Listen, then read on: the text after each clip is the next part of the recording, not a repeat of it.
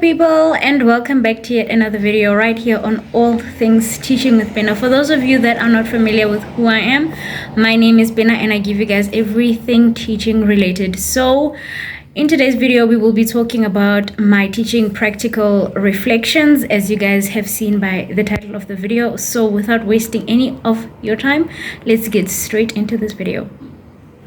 Okay, so this video is going to be very brief. I'm just going to summarize my teaching practicals that I did for semester 1 and semester 2. So I completed my teaching practicals at a private institution just round about 15 minutes from where I'm staying.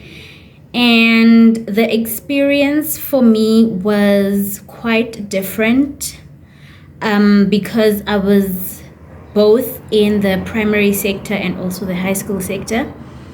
So for me, that was an eye-opener, and it really wasn't something that I had expected. I wasn't expecting to be in the high school sector because I am not, studying to be a teacher in high school. Rather, I'm studying to be a teacher in the intermediate phase, which is primary, grade 4 to grade 6, but I ended up being in grade 8 and grade 9 for 2 days, and I'm very grateful for that eye-opener experience because it really did open me up to something that was completely different and something that I was completely unprepared for.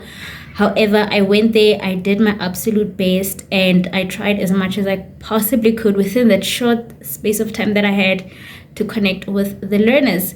So nonetheless, my teaching practicals was, it was a bittersweet moment.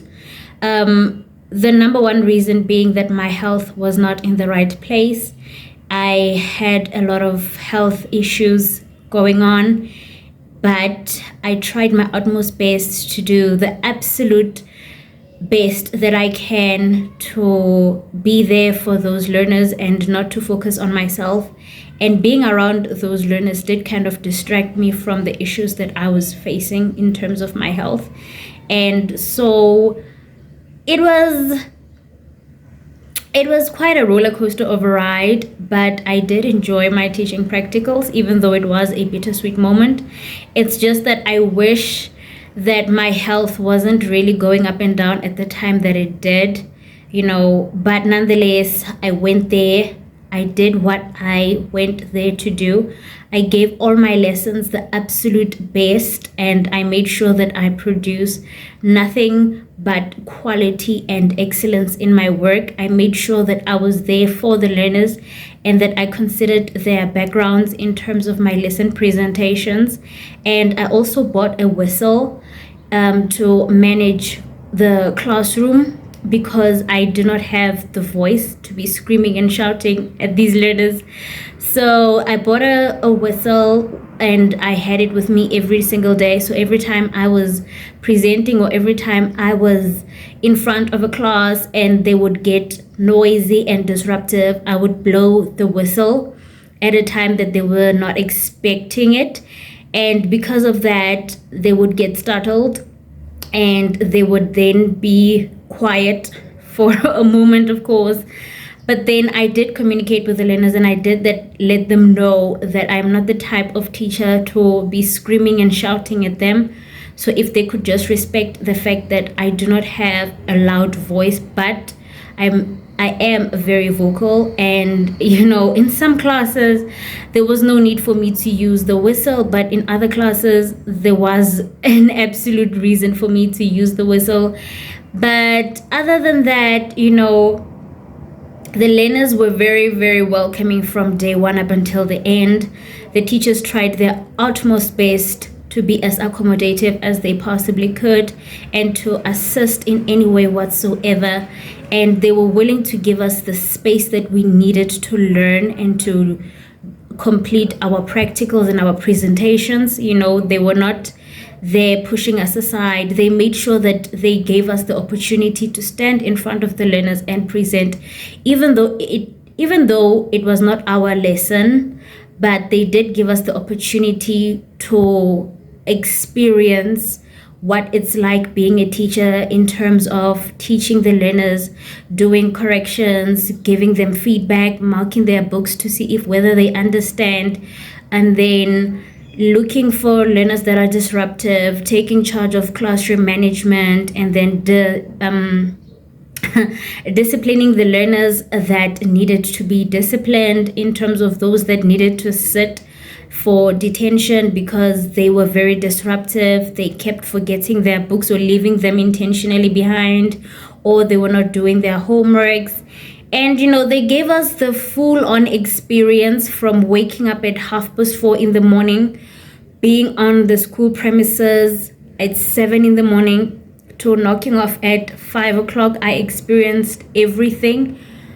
I won't lie, I was extremely exhausted the first 2 weeks, but I had to keep pushing, and I had to remind myself every morning when I woke up why I was doing this, and that in each and every single career field, there are challenges that one has to face. And in my career field, obviously my study field, there are challenges that I am facing and challenges that I will be facing. So for me, being able to push myself out of bed at 4:30 in the morning, get ready, get breakfast ready, get my lunchbox ready, get my outfit sorted and everything, that is the reality of what life is going to be like for me.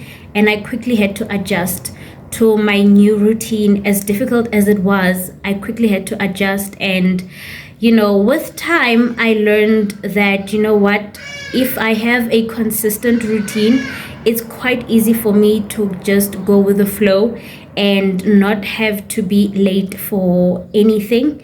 There were days when I was late, not like extremely late, just like 5 minutes or 10 minutes late. But then I did try my utmost best to be there at exactly 7 o'clock and not 7:05 or 7:10. And then one thing that I will definitely use in the long run is definitely the whistle.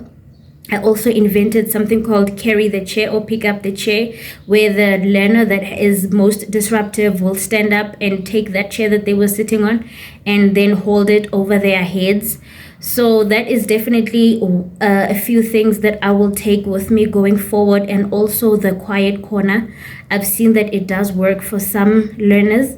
And I've learned a lot in terms of classroom management, and I have improved in certain areas which I will not name for the purpose of this video. I will not name a lot, but I'm just giving you guys a brief summary of everything that happened. So going forward with my teaching practicals, or going forward in my career, I definitely do know where to improve. And I definitely do know the classroom management strategies that I will be using. And I definitely do advise for everyone who's watching this video, who's a student teacher, to always be prepared and to always keep your expectations at a minimum. Don't go to schools with high expectations or low expectations. Rather keep them at a neutral level, and always be open-minded to learning something new, and always have that door open for disappointments, because you will be disappointed. And you need to know that in everything that is happening, life still has to go on, and we have to put the needs of these learners before our own. So with that said, you guys, thank you so much for watching. See you guys in another video. Cheers.